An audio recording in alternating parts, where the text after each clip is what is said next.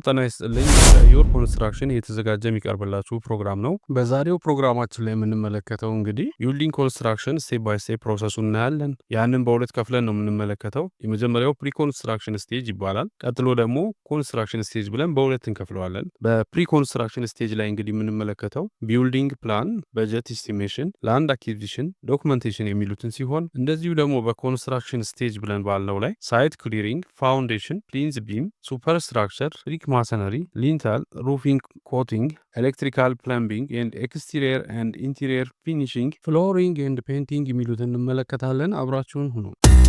ቢልዲንግ ኮንስትራክሽን እንግዲህ የተለያየ ፕሮሰሶች አሉት። ፕሮሰሶቹን በሁለት እንከፍላቸዋለን። ፕሪ ኮንስትራክሽን ስቴጅ እና ኮንስትራክሽን ስቴጅ ብለን በሁለት እንከፍላቸዋለን ማለት ነው። ፕሪ ኮንስትራክሽን ስቴጅ የምንለው እንግዲህ ምንድነው? ቢልዲንጉን ከመጀመራችን በፊት መጀመሪያ ላይ ማሟላት ያሉብን ነገሮች አሉ። እንግዲህ እንደ ቢልዲንግ ፕላን፣ በጀት ኢስቲሜሽን፣ ላንድ አኪዚሽን እና ዶክመንቴሽን ብለን ልንከፍላቸው እንችላለን። እነሱን እንግዲህ መጀመሪያ ላይ ማሟላት አለብን ማለት ነው። ፕሪ ኮንስትራክሽን ስቴጅ ላይ እንግዲህ ስንመለከት ቢልዲንግ ፕላን የሚለውን እናያለን። እንግዲህ ቢልዲንግ ፕላን ማለት ምን ማለት ነው? አንድ ቢልድ የምናደርገው ህንፃ ሊኖረን ይችላል። ያ ህንፃ እንግዲህ እንዴት ነው ዲዛይን የሚደረገው የሚለውን ከመጀመሪያ ጀምረን በአውቶካድ የሚሰሩ ዲዛይኖች አሉ። እንግዲህ አርኪቴክቸራል ዲዛይኖች ይኖራሉ። እነኛ ዲዛይኖች በትክክል መሰራት አለባቸው። እንግዲህ በአውቶካድ ነው የሚሰሩት። እነሱን እንግዲህ የቤቱን ወይም ደግሞ የህንፃውን ዲዛይን በተለያየ ቪው፣ በፍሮንት ቪው ሊሆን ይችላል፣ በሌፍት ቪው፣ ራይት ሳይድ ቪው፣ ቶፕ ቪው እና ሰክሽናል ቪው ሁሉንም በሚያሳይ መልኩ ዲዛይን ተደርጎ በአውቶካድ ተዘጋጅቶ መቅረብ አለበት ማለት ነው። ይህም ማለት ምን ማለት ነው? እንግዲህ ከመጀመሪያው ጀምረን ስንመለከት ያው ግራውንድ ፍሎር ይኖረዋል። ግራውንድ ፍሎሩ ዲዛይኑ ይሰራል። ፈርስት ፍሎር ይኖረዋል። ሰከንድ ፍሎር ይኖረዋል። ሰርድ ፍሎር ይኖረዋል። እነኚህ ሁሉ እንግዲህ ዲዛይናቸው በትክክል ተሰርቶ መዘጋጀት አለበት ማለት ነው። ከዚህ በተጨማሪ እንግዲህ እንደዚሁ ቅድም እንዳለው ፍሮንት ቪውን በደንብ አስቀምጦ ሊያሳየን የሚችል ይኖራል። ሌፍት ሳይድ ቪው ይኖረዋል። ራይት ሳይድ ቪው ይኖራል። ቶፕ ቪው እንደዚህ ይኖረዋል። ከዛ በተጨማሪ እንደዚሁ ደግሞ ሰክሽናል ቪዎቹ ይኖራሉ ማለት ነው። የቤቱን ኢንቴሪየር ፓርቱን የሚያሳዩ ዲዛይኖች ሰክሽናል ቪዎቹን ሰክሽን ኤቢ ብለን ሰክሽናል ቪዎቹም እንደዚሁ ይኖራሉ ማለት ነው። ይህ ሁሉ እንግዲህ የሚረዳን ምንድን ነው? ያንን ኮንስትራክሽን ፕሮሰስ በምንጀምርበት ወይም ደግሞ ግንባታ በምንሰራበት ሰዓት ላይ የዛ ህንፃ እንግዲህ ምን አይነት ፈንክሽናሊቲ ይኖረዋል የሚለውን ግንባታውን በምናከናውንበት ሰዓት በጣም ጠቀሜታ ስላለው ያንን ዲቴሉን ማየት እንድንችልና ቅድመ ዝግጅት እንድናደርግ ይረዳናል ማለት ነው። በዚህ ውስጥ እንግዲህ በተጨማሪ የሚካተቱት እንግዲህ ኤሌክትሪካል ዲዛይን ነው። ኤሌክትሪካል ዲዛይን ማለት ምን ማለት ነው? በቢልዲንግ ውስጥ የሚሰሩትን የተለያዩ ኤሌክትሪክ ዝርጋታዎች ከግራውንድ ፍሎር ጀምሮ ፈርስት ፍሎርን ጨምሮ ሰከንድ ፍሎርን ሁሉንም ፍሎሮች እንዴት አድርገን ነው ኢንስቶል የምናደርገው ኤሌክትሪኩን የሚለውን እንዲሁ ያካተተ ነገር ዲዛይን መኖር አለበት ማለት ነው። ምክንያቱም በየቦታው ላይ የምንጠቀማቸው የተለያዩ ፈንክሽናሊቲ ያላቸው ማቴሪያልስ ይኖራሉ። ቢልዲንጉ ካለቀ በኋላ እንግዲህ የሚቀመጡ የተለያዩ ፍሪጆች ሊሆን ይችላሉ፣ ስቶቭ ሊሆን ይችላል። የተለያዩ ኢንድ ተርሚናል ኢኩፕመንቶችን እንዴት አድርገን ነው የምናስቀምጠው ምንላቸው።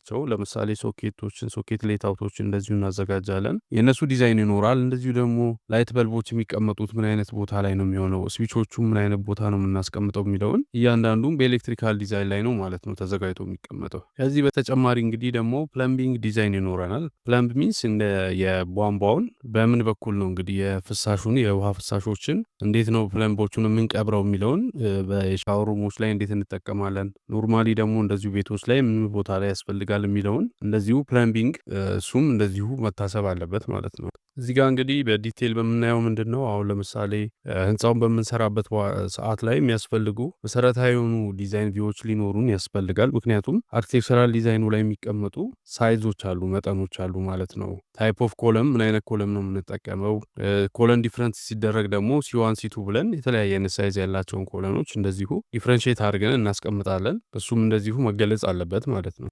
ፉቲንግ ፓድን በተመለከተ ፓድ ሳይዙ ስንት በስንት መሆን አለበት የሚለውን እንደዚሁ በዲዛይኑ ላይ እናነባለን። ፓድ ሳይዝ ላይ የምንጠቀማቸው ብረቶች አሉ። የብረቶቹ መጠን እዛ ጋር አርኪቴክቸራል ዲዛይን ላይ ይቀመጣል። እነሱን በትክክል እንግዲህ ከዲዛይኑ አንጻር አርኪቴክቸራል ዲዛይኑ ከሚሰጠን ሳይዝን ጠብቀን ነው እንግዲህ የምንጠቀመው። ምን ያህል ብረት ያስፈልገናል፣ ስንት በስንት ነው ስፔሶቹ፣ ብረቶቹ ሲደረደሩ በምን ያህል ስፔስ ይቀመጣሉ የሚለውን እነኝን በደንብ አድርገን ማየት አለብን ማለት ነው። እንዲሁም እንደዚሁ ኮለኖችን በምናዘጋጅበት ሰዓት ላይ አንዱ ኮለን ከሌላው ኮለን በምን ያህል ዲስታንስ ይኖራል የሚለውን እንደዚሁ መመልከት አለብን። እነኚህ እንግዲህ ፕሪ ኮንስትራክሽን ዲዛይን ላይ እንዴት ተደርጎ መጀመሪያ ላይ ከኮንስትራክሽን በፊት መዘጋጀት ስላለበት ነው እነኚህን በዲቴል መመልከት ያለብን። ሄት ኦፍ ኮለን እንግዲህ የሄት ኦፍ ሩሙ እንግዲህ ምን ያህል መሆን አለበት የሚለውን ከሚሰጠው አገልግሎት አንጻር ለምን አገልግሎት ነው ያ ቢልዲንግ የሚሰራው የሚለውን ሚክስድ ዩዝ ቢልዲንግ ነው ወይ የሚለውን ቼክ እናደርጋለን።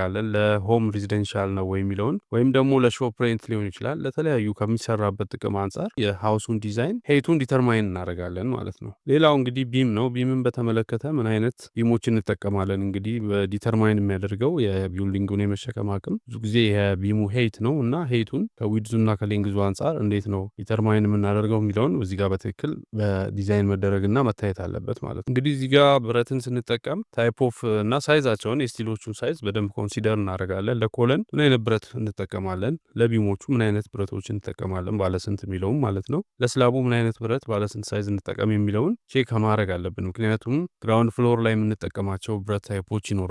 ወደ ላይ ከፍ ስንል እንግዲህ ፈርስት ፍሎር እና ሰከንድ ስንል ምናልባት የሚለይበት ሁኔታ ካለ እሱን ጥናቱ ላይ በደንብ መካተት አለበት ማለት ነው። ታይፕ ኦፍ ወይም ደግሞ ሳይዝ ኦፍ ስቲሉ ምን ያህል መሆን አለበት የሚለው እነኝን እንግዲህ በትክክል ማወቅ አለብን። ምክንያቱም ፕሪ ኮንስትራክሽን ስቴጅ ላይ እነኝን ነገሮች ተዘጋጅተን ካልገባን አስቸጋሪ ስለሆነ የሚሆነው ግንባታውን ከመጀመራችን በፊት እነኝን በሙሉ ጥናት ይወሰዳሉ። ምክንያቱም ኳንቲቲ ይሰራል ምን ያህል አጠቃላይ እንግዲህ ለቢልዲንጉ ለምሳሌ ግራውንድ ፕላስ 5 ቢሆን እዛ ለግራውንድ ፕላስ 5 ሙሉ በሙሉ ህንፃውን ገንብተን ለመጨረስ ምን ያህል ኳንቲቲ ኦፍ ስቲል ያስፈልገናል፣ ባለ 8 ምን ያህል፣ ባለ 10 ምን ያህል፣ ባለ 12 እያለን እንደዚሁ ሳይዙን እየጠቀስን ምን ያህል እንደሚያስፈልገን ስራውን ጨርሰን ቦታውን እስክናስረክብ ድረስ ያለውን በሙሉ ማወቅ አለብን። ምክንያቱም በጀቱ መታወቅ ስላለበት እነኚህ ነገሮች በደንብ ማወቅ አለብን። ሌላው ኳንቲቲ ኦፍ ኮንክሪት ነው። ምን ያህል ኮንክሪት ያስፈልገናል፣ ለዚህ ያህል ቢልዲንግ ምን ያህል ኳንቲቲ ኦፍ ኮንክሪት ያስፈልገናል የሚለውን እንደዚሁ በሜትር ኪዩብ መዘጋጀት አለበት ማለት ነው። ሌላው እንደዚህ ደግሞ ኳንቲቲ ኦፍ ፎርም ወርኮችን እናዘጋጃለን። ምን ያህል ፎርም ወርክ ያስፈልገናል፣ ለቤዝመንቱም ለላይኞች ለሁሉም ክፍሎች ምን ያህል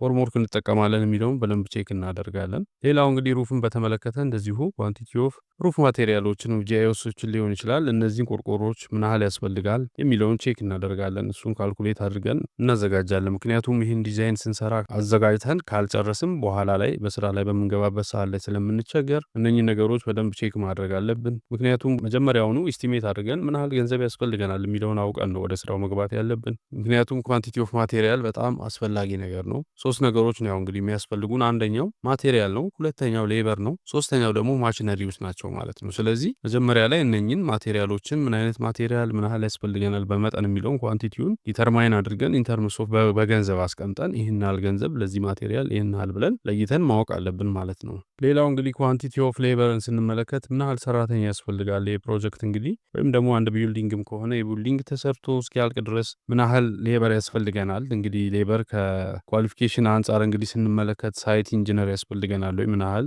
ሰርቬየር ያስፈልገናል ወይ፣ ምን ያህል ፎርማኖች ያስፈልጉናል ወይ የሚለውን በመጠን እንደዚሁ ሌማኖችን ይህን ሁሉ አውቀን መጀመሪያ ላይ ማዘጋጀት አለብን። ምን ያህል ሌበር ያስፈልገናል የሚለው መጠናት አለበት። ሌላው እንግዲህ ኳንቲቲ ኦፍ ማሽነሪ ነው። ማሽነሪ ማለት ምን ማለት ነው? እንደ ሚክሰር አይነቶቹ እንደ ቫይብሬተር አይነት ዳምፕ ትራኮች ሊሆኑ ይችላሉ። የተለያዩ አይነት ማሽነሪዎችን እንደዚሁ ማዘጋጀት አለብን። ምክንያቱም ስራውን ከጀመርን በኋላ ለምሳሌ ኮንክሪት ሚክስ ማድረግ ከጀመርን በኋላ መቋረጥ የለበትም። ከማሽነሪም አንጻር አቅርቦቱ እንደዚሁ ከሌበርም አንጻር በቂ የሆነ ቱልሶች እንደዚሁ ተዘጋጅተው ስራው ከተጀመረ በኋላ ፕሮብሌም መፈጠር ስለሌለበት እነኚህን ነገሮች ቀድመን ማዘጋጀት አለብን ማለት ነው። ኢስቲሜት ተደርገው ምን ያህል ያስፈልጋል የሚለው ዲዛይን መደረግ አለበት። በጀት ኤስቲሜሽን እንግዲህ በጣም ወሳኝ ነገር ነው። እነኚህን አሁን ኮንሲደር ያደርግናቸውን ቅድም ያነሳናቸውን ፖይንቶች በሙሉ ያው እንግዲህ በገንዘብ ነው የሚሰሩት።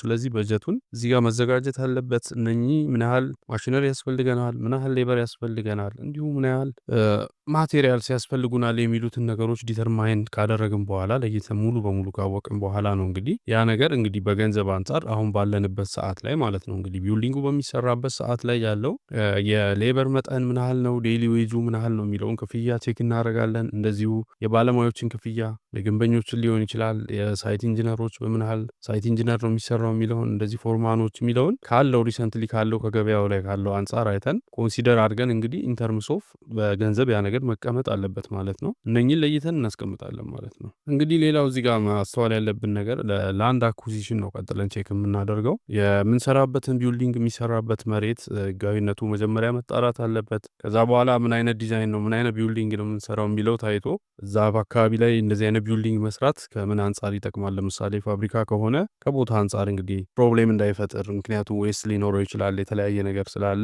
እነኛን ኮንሲደር አድርገን ቼክ እናደርጋለን። ቢልዲንግም ከሆነ ከማርኬት ፕሌስ አንጻር የቱ ጋር ቢሆን ነው ምናምን የሚለውን ቼክ ካደረግን በኋላ ወይም ደግሞ ያ ቦታ እንግዲህ ከታወቀ በኋላ ነው ኦልሞስት እንግዲህ ወደ ቢልዲንግ የሚካሄደው። ያንን ደግሞ ስናደርግ ለአንድ አኩዚሽን ቼክ ይደረጋል። ህጋዊ ዶክመንት አለ ወይ? ህጋዊ ነው ወይ? እንግዲህ እዛ አካባቢ ላይ ቢልዲንጉ ስንሰራ የሚያስፈልጉንን ማቴሪያሎች ማቅረብ የምንችልበትን ሲቹዌሽን ወይም ደግሞ እዛው ጋር ማዘጋጀት የምንችላቸውን ነገሮች እንደ ኮንክሪት ወይም ደግሞ የብረት ስራዎችን የምንሰራበት ሁኔታዎችን አመቻችተን እዛው ቦታ ላይ የምንሰራበትን ሲቹዌሽን እናስተካክላለን ማለት ነው። ከዛ በኋላ ነው እንግዲህ የምንቀጥለው ወደ ቢልዲንጉ ማለት ነው። ቀጥለን እንግዲህ ዶክመንቴሽን ነው የምናየው። ዶክመንት ማለት ምን ማለት ነው? ትክክለኛው ዶክመንት አለ ወይ? ያ ቦታ ህጋዊ ነው ወይ? የሚያስፈልጉ ዶክመንቶች ተሟልተዋል ወይ? ለምሳሌ የግንባታ ፍቃድ ሊሆን ይችላል። እነኚህ ነገሮች ተሟልተዋል ወይ የሚለውን በትክክል ማረጋገጥ አለብን። ምክንያቱም ብዙ ጊዜ አሁን አንዳንድ ቢልዲንግ ስራዎች ይጀመሩና ግንባታ ፍቃድም ሊሆን ይችላል ወይም ደግሞ ከመሬት ባለቤትነት ጋር የተያዘ ኢሹ ያለው ኬስ ከሆነ የተወሰነ ከተሰራ በኋላ በመሀል እንደዚሁ ችግሮች ይፈጠሩና ሌላ አይነት ኪሳራ ላይ የሚጥል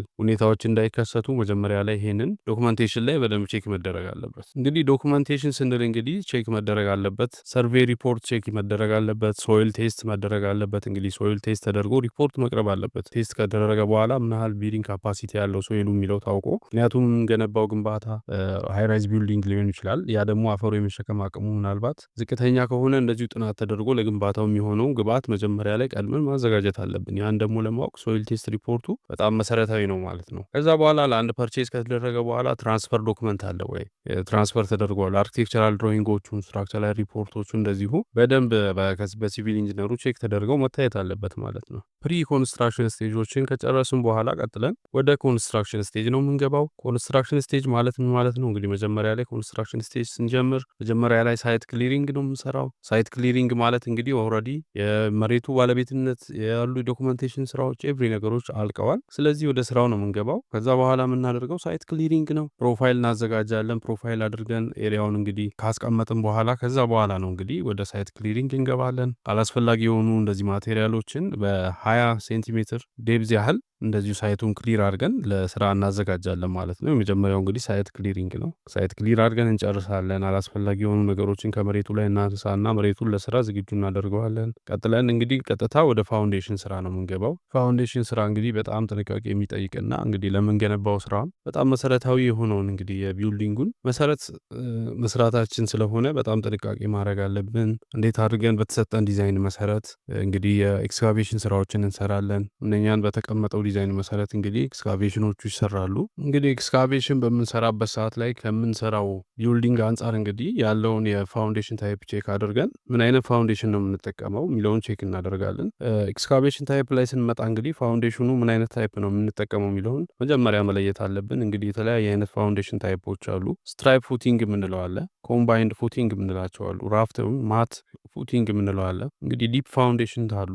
ፓይል ፋውንዴሽን፣ እንዲህ የተለያየ አይነት ፋውንዴሽን ታይፕ ነው እንግዲህ ያለው። ቢልዲንጋችን እንግዲህ የትኛውን ነው የምንጠቀመው የሚለው ከዲዛይኑ አንጻር ነው አይተን ይሄን የምንሰራው። ቀጥለን እንግዲህ ፕሊንዝ ቢም ነው እንግዲህ የምንሰራው። ፕሊንዝ ቢም ማለት ምን ማለት ነው? እንግዲህ ዘ ግራውንድ ፍሎር ኦፍ ቢልዲንግ ኦር ዘ ሎውስት ሌቭል ኦፍ ስትራክቸር ማለት ነው። እንግዲህ መጀመሪያ ላይ ፋውንዴሽን ከሰራን በኋላ ፕሊንዝ ቢም ነው የሚሰራው እና እሱ መሰረታዊ ነገር ነው። ኢት ሪፈርስ ቱ ዘ ዎል ቢትዊን ዘ ግራውንድ ፍሎር ሌቭል ኤንድ ዘ ግራውንድ ሌቭል ዊች ሜክስ አፕ ዘ ፋውንዴሽን ኦፍ ዘ ሃውስ ማለት ነው። እንግዲህ ፕሊንዝ ቢም እንግዲህ ሬንፎርስድ ኮንክሪት ተጠቅመን ነው የምንሰራው። እንደዚሁ በፔሪሜትሩ ዙሪያ በቢልዲንጉ ወይም ደግሞ በህንፃው ፋውንዴሽን ዙሪያ እንደዚሁ በፕሊንዝ ቢሙ ይሰራል ማለት ነው። ምክንያቱም እሱ ነው ዋናው እንግዲህ የህንፃውን ሊሸከምልን የሚችለው ዋናው እሱ ሎድ ቢሪንግ ውል ሊሸከምልን የሚችለው። ግሬድ ቢም እንግዲህ ዋናው እንግዲህ አስፈላጊነት ወይም ጥቅሙ ምንድን ነው የሚለውን ስንመለከት ኢቭን ሎድ ዲስትሪቢሽን እንዲኖር ይጠቅማል ማለት ነው። ምክንያቱም ሎድ ሸክም ስላለ ከላይ የቢልዲንጉ ሱፐርስትራክቸሩ ክብደቱ እንዳለ እዚህ ግሬድ ቢሙ ላይ ስለሆነ የሚያርፈው እኩል የሆነ ሎድ ዲስትሪቢሽን እንዲኖረን እንጠቀማለን ግሬድ ቢሙ ማለት ነው። ቀጥሎ ስታቢሊቲ እንደዚሁ እንዲኖረን ይረዳናል ማለት ነው። ስታቢሊቲ በሚኖርበት ምክንያቱም እንደዚህ የተለያዩ አይነት አርዝኩዌክ ኬዞች ወይም ደግሞ ሶይል ሙቭመንቶች በሚፈጠሩበት ሰዓት ላይ ይሄ ግሬድ ቢም ነው ማለት ነው እንግዲህ ይህን ባላንስ አድርጎ የሚሸከምልን። ልክ እንደዚሁ ኢቭን የሆነ ሎድ ዲስትሪቢሽን እንዲኖር ሴትልመንት በሚኖርበት ሰዓት ላይ እንደዚሁ እሱ ኮንትሮል ያደርግልናል ማለት ነው። እንደዚሁ እንግዲህ ዳምፕነስም ፕሪቨንት ያደርግልናል። እንደዚሁ ዳምፕነስ በሚኖርበት ሰዓት ላይ ወይም ደግሞ ወተር ሲፔጅ ውሃ በስር በሚሰርግበት ሰዓት ላይ ያ ነገር እንዳይፈጠር ፕሮቴክት አድርጎ የሚይዝልን ግሬድ ቢሙ ነው ማለት ነው። ሌላው ግሬድ ቢሙ እንግዲህ ጥቅሙ ምንድነው? እዚህ ጋር የቢልዲንጉን ስትራክቸር እንግዲህ ስታቢሊቲውን ጠብቆ የሚይዝልን ነው ማለት ነው። ሌላው እንግዲህ ስትራክቸራል ስታቢሊቲ እንዲኖረው ማለት ነው። እንግዲህ ስትራክቸሩ የራሱ የሆነ ዲዛይን ይኖረዋል። ያን ስትራክቸር እንግዲህ ስታብል የሆነ ባላንስ እንዲኖረው የሚጠብቅልን ያንን ነገር የሚያደርገው እንግዲህ ፕሊንዝ ቢሙ ነው ማለት ነው። እንግዲህ ስትራክቸራል ኢንተግሪቲ እንዲኖረው ወይም ደግሞ እርስ በርሱ ህንፃው ተደጋግፎ ራሱ እርስ በርሱ ተደጋግፎ እንዲቆም የሚያስችለው ስታቢሊቲ የሚፈጥርለት እንግዲህ ያ ምንድነው የፕሊንዝ ቢሙ ነው ማለት ነው። ምክንያቱም ብዙ ጊዜ እንደዚህ ዎሎች ብዙ ጊዜ እንደዚህ ክራክ በሚያደርጉበት ሰዓት ላይ ስትራክቸሩ ኢንተግሪቲ እንዲኖረው የሚያደርገው ይሄ ግሬድ ቢም ነው ማለት ነው። ሌላው እንግዲህ የሚቆጣጠረው ምንድነው ላተራል ፎርሶችን፣ ምክንያቱም እንደዚህ በዊንድ የሚመጡ የጎንዮሽ የሚመጡ የዊንድ ፕሬዠሮችን ወይም ደግሞ ሴስሚክ የሆኑ አርዝኩዌክ ሎዶችን እንደዚህ ኮለሞችን ኮኔክት በማድረግ በፓይል እና በተለያየ መንገድ በማገናኘት እነኚህን ፎርሶች ሪዲዩስ ያደርጋሉ ወይም ደግሞ ሪስኮችን በዚህ በላተራል ሎድ የሚመጡ ሪስኮችን ኤግዚስት ያደርግልናል ማለት ነው። እንግዲህ ሱፐር ስትራክቸሮችን ቢውልድ ማድረግ በምንጀምርበት ሰዓት ላይ ሱፐር ስትራክቸሩ እንግዲህ ትልቁ ጥቅሙ እነኚህን ቢምና ስላቦችን እንደዚህ እርስ በርሱ አያይዞ ለመያዝ የሚጠቅም ነው። ብዙ ጊዜ እንግዲህ ሱፐር ስትራክቸር ብለን ስንጠራ ከኮለምን ዲዛይን ጋር ነው የሚያያዘው። እንግዲህ ኮለሞቹ እንዴት አድርገው ቢልዲንጉን እርስ በርስ እንደሚያስተሳስሩ በደንብ ተደርጎ ነው እንግዲህ እዚህ ጋር ጥናቱ ከተሰራ በኋላ ኦልሬዲ ወደ እሱ ስራ ነው የሚገባው፣ እሱ ይሰራል ማለት ነው። ቀጥለን እንግዲህ ብሪክ ሌይንግ የምንለው ስቴፕ አለ። እንግዲህ ሱፐር ስትራክቸሮቹን ኮለምና ቢሞቹን ሰርተን ከጨረስን በኋላ ስላቡን ከጨረስን በኋላ ብሪክ ሌይንግ ነው እንግዲህ ብሪክ ሌይ እናደርጋለን። እንደዚህ ዎል ላይ የተለያዩ ብሎኮችን እንግዲህ እንጠቀማለን። ሴፓሬሽን ስንጠቀም እንግዲህ ዲፍረንስ እናደርጋቸዋለን። ብሎኮቹን ዲፍረንት ታይፕ ኦፍ ብሎክስ ናቸው እንግዲህ ያሉት። ኤክስተርናል ዎሎችን ስንጠቀም እንደዚሁ የምንጠቀመውና ኢንተርናል ሴፓሬሽን ፓርት ላይ የምንጠቀማቸው ብሎኮች የተለያየ ሳይዝ ነው የሚኖራቸው። እነሱን አይደንቲፋይ አድርገን በደንብ የተዘጋጀ ብሎኮችን እንጠቀምና እንግዲህ ብሪክ ሌዮችን እንሰራለን። በጥሩ ኮንክሪት ተጠቅመን እንግዲህ ሚክስ ከተደረገ በኋላ ያንን ቆንጆ አድርጎ ፊርም አድርጎ የሚይዘው በጥንካሬ እንዲኖረው የሚያደርገው እንግዲህ ሲሚንቶ ስለሆነ ማለት ነው። እሱን እንጠቀማለን ማለት ነው። እንግዲህ ሱፐር ስትራክቸሩን ጨርሰን ፓርቲሽን ዎልና ኤክስተርናል ዎሎችን ከጨረስን በኋላ መጨረሻ ላይ እንግዲህ ሩፍ ከቨሬጆችን ነው የምንሰራው። ሩፍ ከቨር ይደረጋል። ዲዛይን በተደረገው መሰረት ምን አይነት ማቴሪያል ነው የምንጠቀመው፣ ምን አይነት ታይፕ ኦፍ ሩፍ ነው ከቨሬጅ ነው የምንጠቀመው የሚለውን ቼክ አድርገን ያንን ከዛ ከዲዛይኑ መሰረት እነኛን ሽፋን ጣራዎችን ታይፖቹን መርጠን እነሱን እናለብሳለን ማለት ነው። ፋይናሊ ይሄን ከጨረስን በኋላ እንግዲህ አሁን ቀጥታ የምንሄደው ወደ ኤሌክትሪካል ኢንስታሌሽኑ ነው። ኤሌክትሪካል ኢንስታሌሽን በምንጠቀምበት ሰዓት ላይ ኤሌክትሪካልና ፕለምቢንጉ ማለት ነው። እንግዲህ ፕለምቢንግ እና ኤሌክትሪካል ከዛ በኋላ ነው የሚሰራው እና ምን አይነት ታይፕ ኦፍ ዋየር ነው የምንጠቀመው፣ እንግዲህ ምን አይነት ታይፕ ኦፍ ብሬከርስ እንጠቀማለን፣ ምን አይነት ታይፕ ኦፍ ፊቲንጎችን እንጠቀማለን የሚለውን በደንብ እናያለን። ከዲዛይኑ አንጻር እንግዲህ ተመልክተን የተለያየ ታይፕ ኦፍ ፊቲንጎች አሉ፣ ዲፍረንት ታይፕ ኦፍ ሶኬትስ አሉ። ብሬከሩ ምን ያህል መሆን አለበት የሚለው እንደዚሁ ቼክ እናደርጋለን። የዋየር ሳይዞችን ዲተርማይን በተደረገው እዛ ጋር በተቀመጠው መሰረት የተዘጋጀው እንጠቀማለን ማለት ነው። እንግዲህ ላይት ዲስትሪቢዩሽኑ እንደዚሁ እንግዲህ ምን ቦታ ላይ ምን ላይቶቹን ታይፕ እንግዲህ ቼክ አድርገን እንደዚሁ ማቴሪያሎቹን እንጠቀማለን። በዲዛይኑ መሰረት ነው እንግዲህ ዋየሪንጉን በትክክል በዲዛይኑ መሰረት ስታንዳርዱን በጠበቀ ዋየር ሳይዞችና ስታንዳርዱን በጠበቁ ፊቲንጎቹን እንዲሁም ደግሞ ሰርኪዩት ብሬከር አምፔሬጅ ሳይዛቸው በደንብ ታይቶ እነዚሁን ኢንስታሌሽኑ መሰራት አለበት ማለት ነው። ቀጥለን እንግዲህ ኤክስቲሪየር እና ኢንቴሪየር ፊኒሽንግ ነው እንግዲህ የምንሰራው። ኢንቴሪየር እንዴት ፊኒሽንጎችን እንሰራለን የሚለው እንግዲህ የተለያየ ቻክ የምንጠቀማቸው አሉ በውስጥ በኩል እነሱን እንደዚሁ እንሰራለን። በውጭ በኩል ደግሞ እንደዚሁ ልስኖችን እንሰራለን። ከዛ በኋላ እንግዲህ ልስኖችን ሰርተን ቻክ እንደዚህ ከውስጥ ካዘጋጀን በኋላ እነዚህም በደንብ አድርገን እንግዲህ ቀኑን በስታንዳርዱን ጠብቀን ነው እንግዲህ የምንሰራው ማለት ነው። እንግዲህ ፊኒሽንግ ላይ ያው ፕላስተር የግድ ወሳኝ ነው። ፕላስተሪንግ የሚባለው እንግዲህ ኤክስቲሪየርም ኢንቴሪየርም ላይ እንግዲህ ፕላስተሪንግ በጥንቃቄ እንግዲህ ሬሾውን ጠብቀን ቲክነሱን የጠበቀ እንግዲህ ኮቲንግ እንሰራለን ማለት ነው። እንግዲህ ስትራክቸራሊ ስትሮንግ እንዲሆን እንግዲህ ፕላስተሪንግ ወሳኝ ነገር ነው። ምክንያቱም ፕሮቴክት ያደርገዋል ቢልዲንጉን ከኢፌክት ኦፍ ዌዘር እና ኤክስተርናል ዌዘር ሲቹዌሽኖች እንደዚሁ ከፀሐይ ሙቀትና ከተለያዩ ብርሃን ወይም ደግሞ ኤክስተርናል ሲቹዌሽኖች እንደዚሁ ፕሮቴክት የሚያደርገው ምኑ ነው ማለት ነው? ፕላስተሪንጉ ነው። ስለዚህ በጥንቃቄ እሱ መሰራት አለበት። እንደዚሁ በውስጥም በኩል እንደዚሁ ፔንቲንጎቹን የተለያየ አስፈላጊ ነገሮችን እንሰራለን። እንግዲህ ኤክስቴሪየር እና ኢንቴሪየር ፊኒሽንጎችን ከሰራን በኋላ ቀጥለን እንግዲህ ወደ ፍሎሪንግ ነው የምንሄደው። ፍሎሪንግ እንግዲህ የተለያየ አይነት ታይፕ ኦፍ ፍሎሪንግ አሉ። ወለል እንግዲህ የኦልሞስት እንግዲህ ፊኒሽንግ ስንሰራ ጥንቃቄ ማድረግ ያለብን ማቴሪያሎቹን እንግዲህ እዛ ጋር በተቀመጠው ዲዛይን መሰረት ፊኒሽንግ ማቴሪያሎችን ማዘጋጀት አለብን።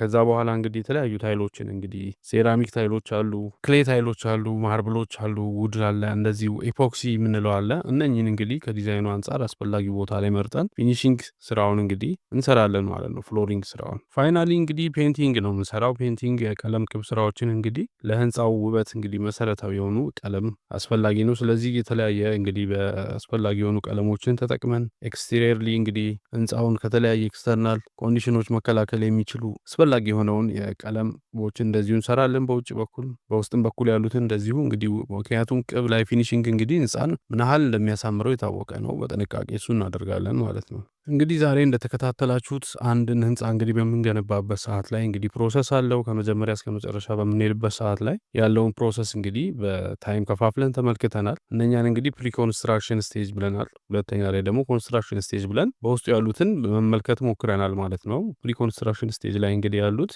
ቢልዲንግ ፕላን አለ፣ በጀት ኢስቲሜሽን አለ፣ ላንድ አኩዚሽን አለ፣ ዶክመንቴሽን አለ ማለት ነው። እንደዚሁ ደግሞ ኮንስትራክሽን ስቴጅ ላይ ደግሞ ሳይት ክሊሪንግ፣ ፋውንዴሽን፣ ፕሊንዝ ቢም፣ ስላብ፣ ሱፐርስትራክቸር፣ ብሪክ ማሰነሪ ወርክ፣ ሊንተል፣ ሮፊንግ፣ ኮቲንግ፣ ኤሌክትሪካል ኤንድ ፕለምቢንግ፣ ኤክስቴሪየር ኤንድ ኢንቴሪየር ፊኒሽንግ፣ ፍሎሪንግ ኤንድ ፔንቲንግ ብለን እንደዚህ ለመመልከት ሞክረናል። እንግዲህ በዛሬው ፕሮግራማችን ላይ የተወሰነ ሂንት እንዳገኛችሁበት ተስፋ እናደርጋለን። በተጨማሪ ዶክመንቶችን እንግዲህ ቴሌግራም ቻናላችን ላይ እንግዲህ ሊንኩን እናስቀምጣለን። እዛ ገብታችሁ ዶክመንቶችን ማየት የሚችሉ ይሆናል። አብራችሁን ስለነበራችሁ እናመሰግናለን። ሰላም ሁኑ።